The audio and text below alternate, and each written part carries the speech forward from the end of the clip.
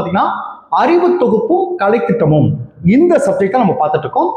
இந்த சப்ஜெக்ட்ல நம்ம யூனிட் 1 தான் நம்ம பார்த்துட்டு இருக்கோம். சரிங்களா?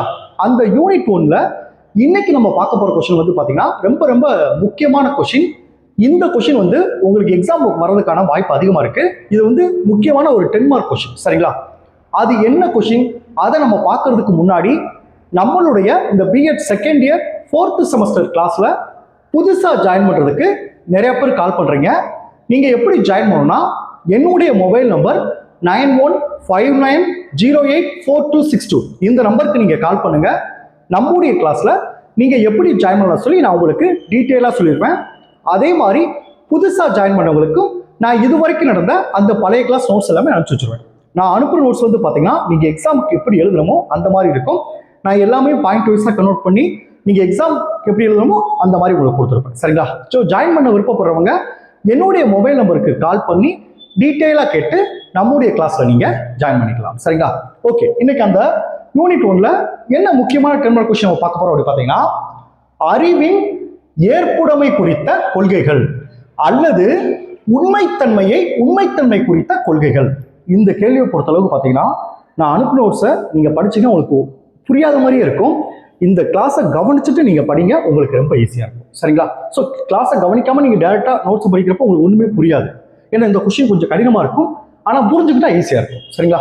ஓகே, இப்போ பாருங்க, அறிவின் ஏற்புடைமை குறித்த கொள்கைகள், உண்மைத்தன்மை குறித்த கொள்கைகள்.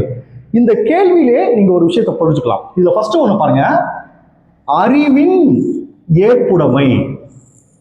இது ரெண்டு வச்சுங்க. இதுல பாருங்க உண்மைத்தன்மை குறித்த கொள்கைகள். இதுல பாருங்க அறிவின் ஏற்புடைமை, உண்மைத்தன்மை, இது ரெண்டு பாருங்க குறித்த கொள்கைகள். அப்ப என்னது? ஒரு அறிவை ஏத்துக்கிறோம்னா அதுக்கு என்னென்ன கொள்கைகள் இருக்கு, ஒரு உண்மையை ஏத்துக்கிறோம்னா அதுக்கு என்னென்ன கொள்கைகள் இருக்கு. நல்லா புரிஞ்சுட்டீங்களா? ஒரு அறிவை நான் ஒரு விஷயம் உங்களுக்கு சொல்றேன், சார் சொல்றது சரிதான் அப்படின்றத ஏத்துக்கிறதுக்கு என்னென்ன விஷயம் இருக்கு. நான் ஒரு விஷயம் சொல்றேன், சார் சொல்றது உண்மைதான் அப்படின்றத ஏத்துக்கிறதுக்கு என்னெல்லாம் இருக்கு, அதை பத்தி தான் இந்த கேள்வி சொல்றோம். அதனால தான் பாருங்க, அறிவின் ஏற்புடைமை குறித்த கொள்கைகள், உண்மைத்தன்மை குறித்த கொள்கைகள் ரெண்டுமே ஒண்ணுதான். இதுல பாருங்க, ஃபர்ஸ்ட் அறிவு உண்மை அப்படின்னா என்ன சார்? அறிவு உண்மை அப்படின்னா 3 விஷயத்தை ஞாபகம் வச்சுக்கங்க. இந்த கேள்வியில 3 விஷயத்தை ஞாபகம் வச்சுக்கங்க. ஒண்ணு பாருங்க, மெய்யென்று ஏற்கத்தக்க வகையில். மெய்யென்று ஏற்கத்தக்க வகையில்னா நான் ஒரு விஷயம் சொல்றேன், ஒரு அறிவு பத்திர ஒரு விஷயம் சொல்றேன், ஒரு உண்மையை பத்திர ஒரு விஷயம் சொல்றேன், அது ஏற்கத்தக்க வகையில் இருக்கணும், சம்பந்தம் இல்லாம இருக்கக்கூடாது. நான் வந்து தமிழ்நாட்டில் வந்து வெள்ளை காக்காவை பார்த்தேன், வெள்ளை யானையை பார்த்தேன்னு சொன்னா அது ஏத்துக்க முடியுமா? ஏத்துக்க முடியாது. அதான் பாருங்க, மெய்யென்று ஏற்கத்தக்க, சார் சொல்றது உண்மைதான் அப்படின்ற ஏற்கத்தக்க வகையில் இருக்கணும். அதே மாதிரி நியாயப்படுத்தப்பட்ட அறிவா இருக்கணும், சரியான விஷயமா அறிவா இருக்கணும். நான் சம்பந்தம்லாம் ஒரு விஷயம் சொன்னா அது உண்மையாகாது. அப்ப நியாயப்படுத்தப்பட்ட அறிவா இருக்கணும். அடுத்து பாருங்க, சான்றுகளுடன் கூடிய அறிவா இருக்கணும். அதுக்கு வந்து ப்ரூஃப் இருக்கணும். நான் தமிழ்நாட்டில் வெள்ளை கேக்காவை பார்த்தேன், வெள்ளை யானையை பார்த்தேன்னு சொல்றேன்னா உண்மையிலே அது இருந்துச்சுன்னா அதுக்கான சான்று நான் கொடுக்கணும். இந்த இடத்துல பார்த்தேன், இந்த ஊர்ல பார்த்தேன், இந்த மாவட்டத்தில் பார்த்தேன், இந்த நேரத்தில் பார்த்தேன், அப்படி அதுக்கான போட்டோஸ் ஏதாவது அதுக்கான சான்றுகளுடன் கூடியதான் நான் சொன்னேன்னா நீங்க நம்பலாம். சரிங்களா? அதுதான் உண்மை அல்லது அறிவு அப்படின்னு சொல்லுவாங்க. அப்ப அறிவுன்றது பாத்தீங்கன்னா மெய்யென்று ஏற்கத்தக்கதா இருக்கணும், நியாயப்படுத்தப்பட்ட அறிவா இருக்கணும், சான்றுகளுடன் கூடிய இருக்கணும். சரிங்களா? இது எது இல்லைன்னா நம்ப மாட்டாங்க. அப்ப சான்றுகளுடன் கூடிய உண்மையா இருக்கணும். இதைத்தான் என்ன சொல்லுவாங்கன்னா அறிவு அல்லது உண்மைன்னு சொல்லுவாங்க. சரிங்களா? ஓகே சார், இந்த உண்மை அப்படின்ற ஒரு விஷயத்த இல்ல அறிவு அப்படின்ற விஷயத்துல சொல்லும் போது சில வினாக்கள் உங்களுக்கு எழக்கூடும். அதான் பாருங்க, உண்மை குறித்த கொள்கைகள் பின்வரும் வினாக்களுக்கு விடையளிக்க முற்படுகின்றன. இப்ப நான் ஒரு விஷயம் சொல்றேன், அது இந்த உண்மை குறித்த கொள்கைகளுக்கு விடையளிக்கிற மாதிரி இருக்கணும். அப்ப என்ன உங்களுக்கு கொஸ்டின் வரும் பாருங்க, அறிவு உண்மை குறித்த கொள்கைகள் பின்வரும் வினாக்களுக்கு விடையளிக்க முற்படுகின்றன. என்ன விடையளிக்க முற்படுகின்றன பாருங்க. ஃபர்ஸ்ட் ஒன்று பாருங்க, உண்மை என்பது என்ன, உண்மைனா என்ன. ரெண்டாவது பாருங்க, உண்மைத்தன்மையை எவ்வாறு அறிவது, உண்மைத்தன்மையை எவ்வாறு அறிவது. 3 பாருங்க, கூற்றுகள் அல்லது நம்பிக்கைகள் உண்மையானவையா. பாருங்க, கூற்றுகள் அல்லது நம்பிக்கைகள் உண்மையானவையா என்று அறிய எல்லோரும் விரும்புகின்றனர். ஒரு விஷயத்தை கேள்விப்படுறோன்னா உண்மைனா என்ன, ரெண்டாவது பாருங்க, அந்த உண்மைத்தன்மையை எவ்வாறு அறிவது? கூற்றுகள், சொல்ற கூற்றுகள் அல்லது நம்பிக்கைகள் உண்மையானவையா என்று அறிய எல்லாரும் விரும்புகின்றனர். சொல்லப்படுற விஷயத்தை வந்து அறியறதுக்கு எல்லாரும் விரும்புகின்றனர். சரி, ரைட். இப்ப சொல்றது உண்மையா, உண்மைத்தன்மைனா என்ன, இதை அறியறதுக்கு வந்து 2 வழிமுறைகள் இருக்கு. நல்லா புரிஞ்சுட்டீங்களா? இப்ப கிளாஸை கவனிக்கும் போது நீங்க ஓனாவே எழுதலாம். 2 வழிமுறைகள் இருக்கு. ஒண்ணு வந்து பாருங்க, 2 வழிமுறைகள்ல ஒண்ணு வந்து வரையறுத்தல். 2 வழிமுறைகள் இருக்கு. ஒண்ணு வந்து வரையறுத்தல், இன்னொன்னு பயன்படுத்தலை நியாயப்படுத்துதல். ஃபர்ஸ்ட் ஒண்ணு பாருங்க, வரையறுத்தல் அப்படின்னா என்ன சார்? நல்லா கவனிச்சுங்க. ஒரு கூற்றுக்கு ஒரு பண்பு இருக்கணும். ஃபர்ஸ்ட் இதுல ஒரு அந்த சென்டென்ஸ் சொல்லிடுறேன், அதுக்கு பிறகு நான் எக்ஸாம்பிள் சொல்றேன், ஈஸியா புரியும் பாருங்க. ஃபர்ஸ்ட் ஒண்ணு பாருங்க, வரையறுத்தல் அப்படின்னா என்னன்னு பாத்தீங்கன்னா, இது ஒரு பொருளுக்கு அல்லது கருத்துக்கு ஒரு நிலையான இலக்கணத்தை கொடுப்பதை போன்றது. நல்லா கவனிச்சுங்க. இது ஒரு பொருளுக்கு அல்லது கருத்துக்கு ஒரு நிலையான இலக்கணத்தை கொடுப்பது. நிலையான இலக்கணத்தை கொடுப்பது. ஒரு கூற்றுடன் ஒரு பண்பினை அடைமொழியாக சேர்த்து பாருங்க, ஒரு கூற்றுடன் ஒரு பண்பினை அடைமொழியாக சேர்த்து இது இருந்தால்தான் இது உண்மை. இதுதான் முக்கியமான ஒரு விஷயம். இது இருந்தால்தான் இது உண்மை என்று சொல்வதாகும். இது இருந்தால்தான் இது உண்மை அப்படின்னா என்ன சார் அர்த்தம்? இப்ப கவனிங்க, உங்ககிட்ட முக்கோணத்தை காட்டுறேன், வட்டத்தை காட்டுறேன், அடுத்து செவ்வகத்தை காட்டுறேன். இந்த 3ஐயும் உங்ககிட்ட காட்டி இதுல எது சதுரம் அப்படின்னு சொல்றேன். நீங்க எப்படி சொல்லுவீங்க? இதுல எதுவுமே சதுரம் இல்லையே சார் அப்படிதான் சொல்லுவீங்க. சரி, ரைட். அப்ப சதுரம்னா எப்படி இருக்கும்?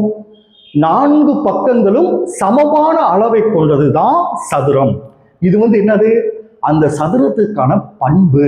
இப்ப நான் உங்களை வட்டத்தை காட்டினேன், முக்கோணத்தை காட்டினேன், செவ்வகத்தை காட்டினேன். இதுல எதுவும் சதுரம் இல்லை, சதுரம் எதுவுமே இல்லை சார் எப்படி சொன்னீங்க? அந்த சதுரத்துக்கான பண்பு இருக்கு. என்ன பண்பு? 4 பக்கங்களும் சமமான அளவை கொண்டிருந்தால் அது சதுரம். அப்ப இந்த இடத்துல கவனிங்க, ஒரு கூற்றுக்கான ஒரு பண்பு. நான் சொல்றேன், கூற்றுன்றது என்னது? சதுரம் என்றால் என்ன அப்படி கேட்கிறேன். அப்ப அதுக்கான பண்பு என்ன? 4 பக்கங்கள் ஒரே அளவு சமமாக இருந்தால் அது சதுரம் என்று சொல்லுவீங்க. இதைத்தான் வரையறுத்தல். அப்ப இங்க உண்மை அப்படின்றது 4 பக்கமும் சமமாக இருக்கணும். அதுதான் டெஃபினிஷன். சரிங்களா? ஒவ்வொன்றுக்கும் ஒரு இது கொடுத்துருப்பாங்க, டெஃபினிஷன் கொடுத்துருப்பாங்கல்ல, ஒரு வரையறை கொடுத்துருப்பாங்கல்ல, அதுதான் என்ன கேட்டீங்கன்னா இந்த வரையறை. எக்ஸாம்பிள் இந்த சதுரத்தை ஞாபகம் வச்சுக்கோங்க. அடுத்து பாருங்க, பயன்படுத்திடலை நியாயப்படுத்துதல். அது என்ன சார்? பயன்படுத்திடலை நியாயப்படுத்துதல். ஃபர்ஸ்ட் அதுக்கான டெஃபினிஷன் சொல்றேன் பாருங்க. பயன்படுத்தலை நியாயப்படுத்துதல் அப்படின்னா என்ன பாருங்க. இது ஒரு தகவலை செயல்படுத்தி பார்த்து, நல்லா கவனிச்சிட்டீங்களா? ஒரு தகவலை வந்து செயல்படுத்தி பார்த்துட்டு அதன் முடிவை வைத்து உண்மையை உறுதி செய்வது. இங்கே ஒரு தகுதிப்பாட்டை அல்லது ஒரு நிபந்தனையை நாம் முன்னால் வைக்கிறோம். இதை இப்படி செய்தால் இந்த விளைவு ஏற்படும், அது உண்மை என்று அணுகுவதாகும். அதாவது இதுல முதல் ஒரு விஷயம் என்ன பாத்தீங்கன்னா, இது ஒரு தகவலை செயல்படுத்தி, நல்லா கவனிச்சிட்டீங்களா? இது ஒரு தகவலை செயல்படுத்தி பார்த்து அதன் முடிவை வைத்து உண்மையை உறுதி செய்வது. அதனால சார் ஒரு தகவலை செயல்படுத்தி பார்த்து, இப்ப பாருங்க, என்கிட்ட வந்து ஒரு ஒரு ரூம் இருக்கு. ஒரு ஸ்டூடெண்ட்டை கொண்டு அந்த ரூமை வந்து திறக்க சொல்றேன். என்கிட்ட 10 கீ இருக்கு. அந்த ரூம் சம்பந்தமா 10 கீ. ஒரு கீயை அந்த மாணவன்கிட்ட கொடுத்து இந்த ரூமை நான் திறக்க சொல்றேன். இப்ப நல்லா கவனிச்சுங்க. இப்ப அந்த மாணவன் வந்து 10 கீ இருக்கு சார்ட்ட, இந்த ஒரு கீயை வச்சு எப்படி இதுதான் உண்மையா, இந்த கீ தான் இது உண்மையா அப்படி அந்த மாணவர் எப்படி கண்டுபிடிப்பான்? நான் கொடுத்த கீயை போய் அந்த டோரை திறக்க முயற்சி பண்ணுவான். திறந்துச்சுன்னா நான் சொல்றது உண்மை. அப்ப என்னன்னா, அந்த மாணவன் அதை செயல்படுத்தி பார்க்கிறான். நல்லா புரிஞ்சுட்டீங்களா? அந்த மாணவன் அதை செயல்படுத்தி பார்க்கிறான். அப்ப பயன்படுத்தலை நியாயப்படுத்துதல். அவன் செயல்படுத்துறான். செயல்படுத்தினா தான் அது உண்மையான 10 சாவி இருக்கு. நான் ஒரு சாவி மாணவன்கிட்ட கொடுத்துடுறேன். அப்ப இந்த ஒரு சாவி அவன் என்ன நினைப்பான்? சார் சொல்ற இந்த ஒரு சாவி இது திறக்குமா, இது உண்மையா அப்படின்றத அவன் செயல்படுத்தி பார்க்கறான். அந்த டோரை ஓபன் பண்ணி பார்க்கறான். இது என்ன செய்யுது? அந்த டோர் திறந்துச்சுன்னா நான் சொல்றது உண்மை. இப்போ உங்களுக்கு புரிஞ்சிருச்சா? பயன்படுத்தி நியாயப்படுத்தல். இப்போ ஈஸியா சொல்றேன் பாருங்க. இப்ப நியாயப்படுத்துவாங்க, சாவியை பூட்டில் போட்டு திருகும் போது கதவு திறந்தால் அந்த சாவி குறித்த கூற்று உண்மை என்று நிரூபணமாகிறது. இங்க என்னது? இங்க கதவு திறத்தல் என்பது நாம் வைத்த தகுதிப்பாடு. உங்களுக்கு புரிஞ்சிருச்சா? இப்ப அடுத்து பாருங்க, உங்க புக்ல தங்கத்தை வச்சு ஒரு ஒப்பீடு சொல்றாங்க. சரிங்களா? இப்ப தங்கத்தை எடுத்துக்கங்க. தங்கத்தை பத்தி உங்களுக்கு தெரியும். இது வந்து இதோடைய அணு எண் வந்து பாத்தீங்கன்னா 79. அடுத்து வடிவம். இதை அடித்து அடித்து தகடாக மாற்றலாம் அல்லது கம்பியாக நீட்டலாம். எப்படி வேணாலும் அதை மாற்றலாம். இதோட நிறம் வந்து என்னது? மஞ்சள். இதோட நிறம் வந்து என்ன பார்த்தீங்கன்னா மஞ்சள் தன்மை கொண்டது. சுருக்கமாக என்ன சொல்லலாம், தங்கத்தை நாம் நேரடியாக ஆராய்ந்து அதை குணங்களை உணர முடியும். சரிங்களா? தங்கத்தை வந்து உணரலாம். இது அணு எண் வந்து 79. இதை அடித்து தகடாக மாற்றலாம், அடுத்து கம்பியாகவும் நீட்டலாம். இதோட நிறம் வந்து மஞ்சள், இப்படி சொல்லிடலாம். ஆனா உண்மைக்கு யாராவது சொல்ல முடியுமா உண்மை இப்படிதான் இருக்குன்னு சொல்ல முடியுமா? நல்லா கவனிச்சுக்கா, உண்மை இப்படிதான் இருக்குன்னு சொல்ல முடியுமா? அப்ப உண்மைக்கு வந்து என்ன கிடையாது ஒரு, ஆனால் உண்மை என்பது தங்கம் போல கண்ணால் பார்க்கக்கூடிய ஒரு பொருள் அல்ல. தத்துவறிஞர்கள் என்ன சொன்னா, உண்மை என்றால் என்ன என்று கேட்கும்போது தங்கத்தை போல அதன் பண்புகளை பட்டியல் போட முடியாது. அப்ப என்ன செய்யலாம்? ஏனென்றால் உண்மையின் தன்மையை எவரும் நேரடியாக அணுக முடியாது. ஒரு விஷயம் உண்மையா இல்லையா என்று நாம் மறைமுகமான சான்றுகளை வைத்துத்தான் செய்கிறோம். நாம் மறைமுகமான சான்றுகளை வைத்துத்தான். நான் ஒரு கீயை கொடுத்தேன், அது உண்மையான்னு தெரிஞ்சுக்கிறதுக்கு அந்த மாணவன் செயல்படுத்தினா, அப்போ அந்த செயல்படுத்தின நான் கொடுத்த அந்த கீ செயல்படுத்தின அது மறைமுகமானது. அது திறந்துச்சுன்னா அது உண்மையை ஒத்துக்கிறோம். ஆனா உண்மையை நம்ம கண்ணால பார்க்க முடியுமா? உண்மையை எது பண்ண முடியுமா? அதைத்தான். அப்ப தங்கம் அப்படின்றத நம்ம நேரால பார்க்க முடியும், கண்ணால உணர முடியும், அது நிறத்திலாம் பார்க்க முடியும். அதுக்கான பண்புகள் இருக்கு. ஆனால் உண்மைக்கான பண்புகள் இல்லை.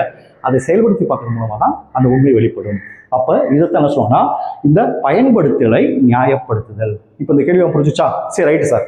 இந்த பயன்படுத்தலை நியாயப்படுத்துதல், இந்த கொள்கையில ஒரு முக்கியமான 4 கொள்கைகள் இருக்கு. நல்லா புரிஞ்சுட்டீங்களா? எதை செகண்ட் இது இந்த பயன்படுத்தலை நியாயப்படுத்தல முக்கியமான கொள்கையில 4 கொள்கைகள் இருக்கு.